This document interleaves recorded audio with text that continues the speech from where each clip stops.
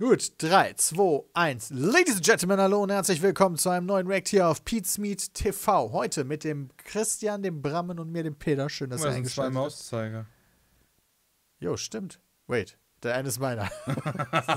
Siehst du meinen Mauszeiger? Ja, tu ich. Ja, krass. Hey, seit wann geht das denn? Ja, verwundert mich gerade auch. Gab ein Update.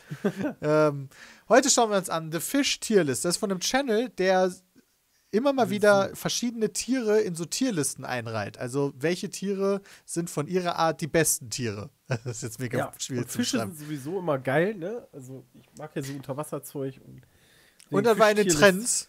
Und wir sind ja bei Pete's Meat sehr aktuell, wie man spätestens an unserem ASMR-Video gesehen hat. Also gönnen wir uns jetzt The Fish Tierlist. Ich schon wieder so ein gemacht. Oh Gott, ich muss nicht lauter machen. Aber der hat die nur angeschossen. Okay, es gibt nur automatisch. Alter, Junge, what the fuck? This video was made in partnership with CuriosityStream. Fish are one of the most diverse factions in the entire game. They are extremely popular among both casual and competitive players. And make ja, das ist ein Spiel. Sein Ding ist es quasi, Real-Life-Sachen in Gaming umzuwandeln und so dann Tierlisten. Up the vast majority of the aquatic player base. And with so many different potential fish builds to choose from, it can be difficult to know which builds are actually competitively viable in the current meta. So today, we're going to go through the tier list of fish. This will by no means be a comprehensive tier list. I mean, there are more than 3,000 variants of the Catfish build alone. Still, by highlighting the standout builds in both high and low tiers, hopefully I can give you a good understanding of where the fish faction fits into the current meta. And if there's a fish I didn't include, hopefully by seeing my logic in this video, you'll be able to evaluate that fish build yourself. What the fuck? Oh, also, quick disclaimer, since I've already made a shark tier list, I'm omitting sharks God! from this video. But before we dive into the tier list, first I want to give you an overview of the abilities commonly found in the fish faction, as well as some background on the history of the fish build. So, the basic fish build doesn't have much in terms of unique perks or abilities, which is actually great, as it means that each player has a lot of room for customization. The basic fish build is most famous for its use of the fin and gill abilities, both of which offer huge advantages in water while predictably being entirely useless on land. Back during the Devonian expansion, long before the vertebrate faction had unlocked terrestrial builds, fish were the top tier build in the game, having a crushing matchup against the top arthropods, their main competitors. In today's meta though, fish have to compete with a lot more than just arthropods, and typically place below the top marine builds like cetaceans and cephalopods. And with the nerfs to the Plagiodorm armor ability that fish used to have access to, fish have had to get creative with their game strategies in order to survive the current meta. Now let's get into the tier list to see which strategies and abilities are worth speccing into if you're a fish player. Seahorses are an extremely strange build with the lowest mobility stat of any fish in the game. This mobility stat is due entirely to their strange choice to spec into the prehensile tail ability at the cost of all but one of their fins. Now don't get me wrong, the prehensile tail ability can be extremely useful, especially for arboreal builds that use them to tether themselves to trees while keeping their hands and legs free for foraging. For a marine build though, I think there are better choices available. All the prehensile tail does is allow the seahorse to anchor itself to plants and rocks, preventing itself from getting tossed around by the current, which again it wouldn't need to do if it didn't lack fins. Now, they do have pretty solid armor, which can make them difficult to actually take out, but their extreme lack of mobility means the seahorse cannot dodge attacks. This leads them to getting smacked around by any player who feels like it. Was hast du gesagt? Sag, bei Seepferdchen tragen doch, glaube ich, auch die Männchen die Jungen aus, oder? Okay, ich habe keine Ahnung von Seepferdchen. Ich weiß es auch nicht. Even ones without any special combat perks. And with their best matchup being against Plankton, to me there's no way the Seahorse places any higher than F tier. Der ist riesig! Also in F tier we have the Ocean Sunfish. This probably isn't too shocking given that the Sunfish is famously bad at defending itself. But for those unaware, the Ocean Sunfish has the highest HP stat of any fish in the game and relies on its giant size for protection. Similar to the Seahorse, the Sunfish's other stats are all extremely low, and because of this, the Sunfish gets bullied hard by many of the common marine threats, both large and small. They get torn to bits and tossed around particularly badly by the mammalian player base. Sea lions and orcas in particular love flexing their superiority over the largest fish build in the game. But the sunfish has another huge weakness, parasites. See, the sunfish has soft, mucus-coated skin instead of the scales traditionally used by fish players. This makes the sunfish more vulnerable to parasites, which unfortunately means that even the best sunfish mains have to play while suffering from a wide variety of debuffs from parasite infestations. The sunfish players often solicit the help of support mains like the wrasse and shrimp to help cleanse themselves, and may even sit at the water's surface to give bird mains the chance to attack the parasites. The gigantism strategy is usually a pretty reliable strategy for avoiding attacks. Elephants, whales, hippos, and rhinos are generally safe from attacks once they reach their max size. However, I think in order to make the strategy work, you need to actually be able to strike back to discourage repeated attacks. Otherwise, you're kinda just a damage sponge and will have your HP slowly whittled down, as we often see happen to the sunfish mains. So because of all these vulnerabilities and over-reliance on support players for help, I have to place the ocean sunfish in F tier. Ja, das ist okay. Nicht der Comment. The flying fish is a build with an extremely unique playstyle centered around maximizing mobility. By putting a huge amount of evolution points into their fin trait and mobility stat, they've actually gained the ability to glide through the air for surprisingly long distances. This is useful as an escape option when being attacked by a larger fish player. However, as unique a move as this is, I actually think this is a pretty poor strategy overall. Being airborne might put you out of range of an attack from another fish, but it's by no means a safe position, and in many cases is actually seriously disadvantageous. Without any way to dodge attacks midair, flying fish are extremely vulnerable to bird attacks, which nullifies the benefit of escaping an aquatic pursuer. Das ist ja richtig bitter. In addition, with no way to change direction midair, it's actually not that difficult for said fish player to just intercept the flying fish's landing. So overall, not that useful of an ability, tacked onto an otherwise unremarkable build.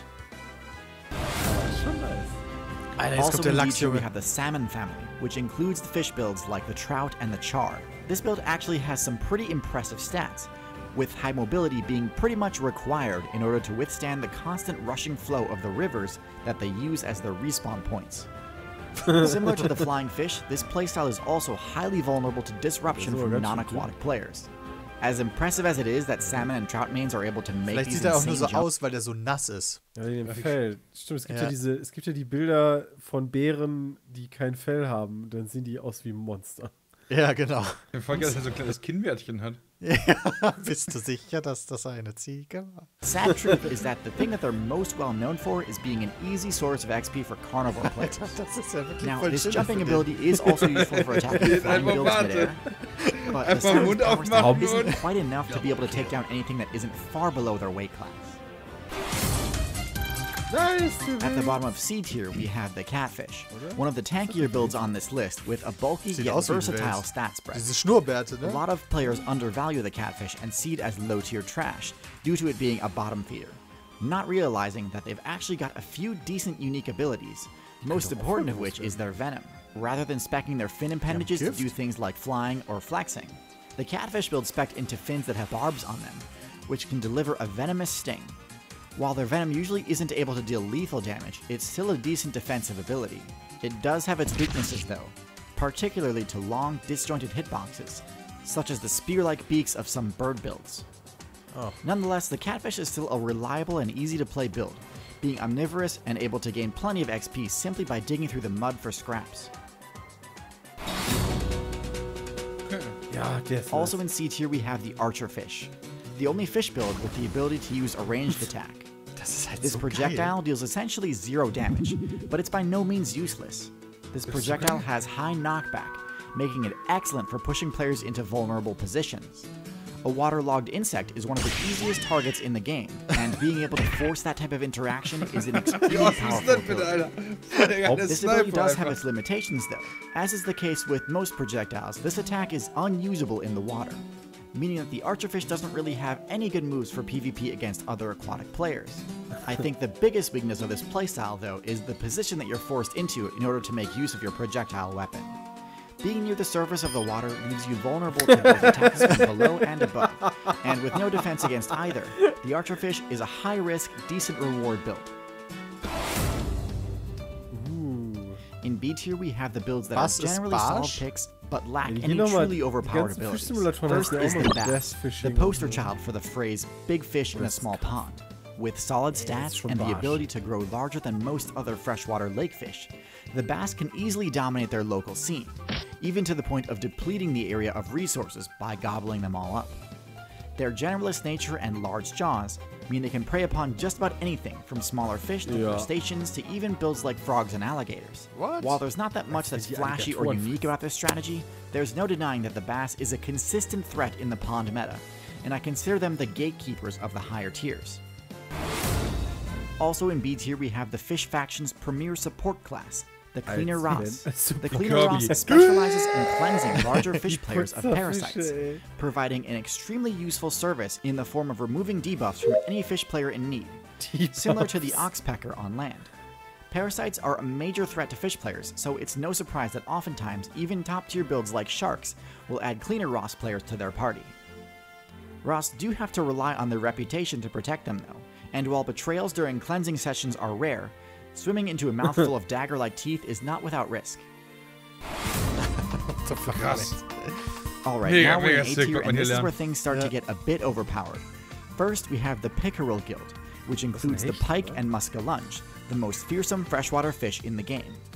These vicious fish builds are highly aggressive and attack anything in or around their domain, from fish to birds to mammals and even humans. Their powerful jaws sport sharp crocodile-esque teeth, which deal serious damage and grip their target, preventing their escape. But it's not just about power with these fish. Their slender body and camouflage allow them to easily hide in cover, waiting for the perfect ambush opportunity. And unlike trout, when these fish jump, it's not just to clear an obstacle, they jump to attack. Their only weakness is a slow Als wäre growth eine rate and Katze long gesnackt respawn hat. timer. And even at low levels, these fish are Katze in adept den hunters. Schuss. What? While not part of the Pickerel Guild, I also include the Barracuda in this same rating, Oh, as they have a Barracuda? very Echt? similar Insane. playstyle. doch Giant viel size is größer. not a requirement to be a high-tier predator though, as exemplified by the next build on this list, the Piranha.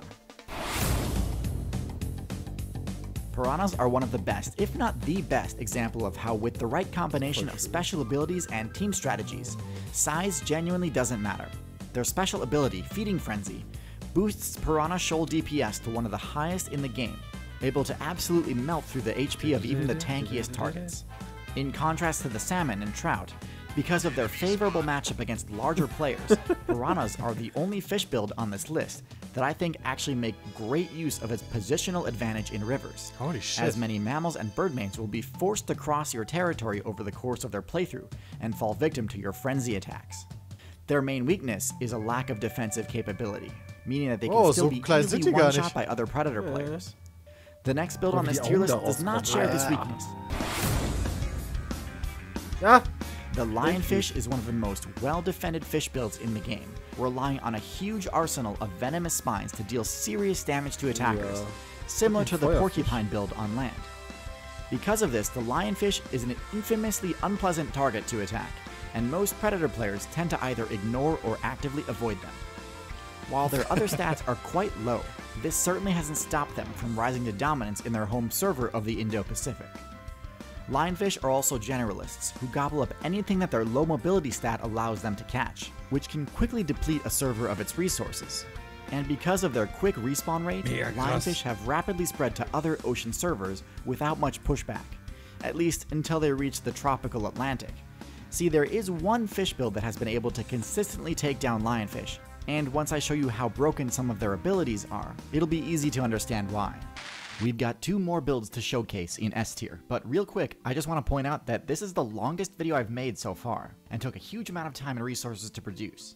So if you're enjoying it and want more content like this, please do consider subscribing. Thanks. Abonniert Pickerel jetzt. The Moire Eel is one of the most uniquely powerful fish in the game, with a set of strange yet highly functional abilities and well-placed base stat allocations. So first, their stats. While the highest aquatic power rating falls to sharks and whales, a close runner-up is the moray. Their teeth resemble broken glass and can do similarly brutal damage in combat. Their Davon will ich nicht mobility gebissen is werden. surprisingly high for a fish that lacks pectoral and pelvic fins. But in addition to having great maneuverability in the tight spaces of a reef, They're capable of some pretty impressive bursts of speed too. Their stealth may seem low due to their vibrant coloring, but honestly, bright colors are everywhere in reef servers, so they don't stick out too much. In fact, their ability to contort and fit into crevices and other tight spaces gives them a pretty huge advantage for ambushing other players. Where things get interesting though is with their defense. The Moire has a slime-based special ability, which serves multiple defensive purposes. It protects them from taking abrasion and puncture damage while passing through sharp coral and jagged spaces within the reef. But perhaps more surprisingly, it's great at deflecting damage from things like teeth and spikes. Not only does this give them a great matchup against sharks, but it also makes them one of the only builds in the game capable of taking down the Lionfish. This excellent matchup spread makes placing the Moire Eel in S tier an easy decision. Okay, krass. Holy shit. The final build on this tier list is the Billfish. This includes the marlin, swordfish, and sailfish, all of which have similar playstyles. This group is top tier for two reasons. First is that they have the highest swim speed in the game, beating out not just all other fish, but also mammals and birds. In addition to having unmatched speed, their large dorsal fins allow them to make tighter turns than most fish too, making them extremely good at chasing down prey.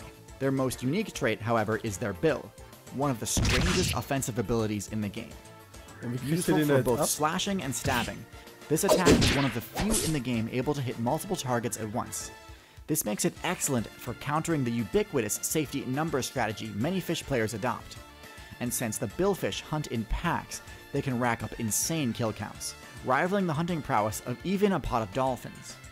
With busted stats and a signature move that's both flashy and downright broken, to me there's no question that the Billfish is the most overpowered fish build in the game. Regardless of where your favorite fish build falls on the tier list, one thing's for sure: adaptation is key to survivability in the current meta, and it's important to always be exploring new strategies to stay ahead of the curve. The same can be said for YouTubers, and Das war ein erstaunlich informatives Video, muss ich sagen, mit ziemlich viel Trash-Talk. Super gemacht. Also, ja voll. Geil. Mit der Mucke und den kleinen Effekten da immer drin. Das war schon cool. Ja, und jetzt wissen wir Bescheid, wovor wir Angst haben müssen. Das sind nicht die Seepferdchen, Leute. Auch wenn ihr das vielleicht bisher immer dachtet. Aber die sind Much. Ja, die Shark-Tier-List, oh mein Gott. Ja, die gibt's auch. Ich glaube, das ist einer seiner erfolgreichsten Videos. Das war auf jeden Fall mal wieder ein schönes React. Den Kanal von ihm gibt's natürlich in der Beschreibung verlinkt. Also, wie er schon selber sagt, wenn ihr das genießt, subscribt ihn, guckt euch die anderen Videos an. Und wir danken vielmals fürs Zuschauen. Bis zum nächsten Mal. Haut rein. Tschüss.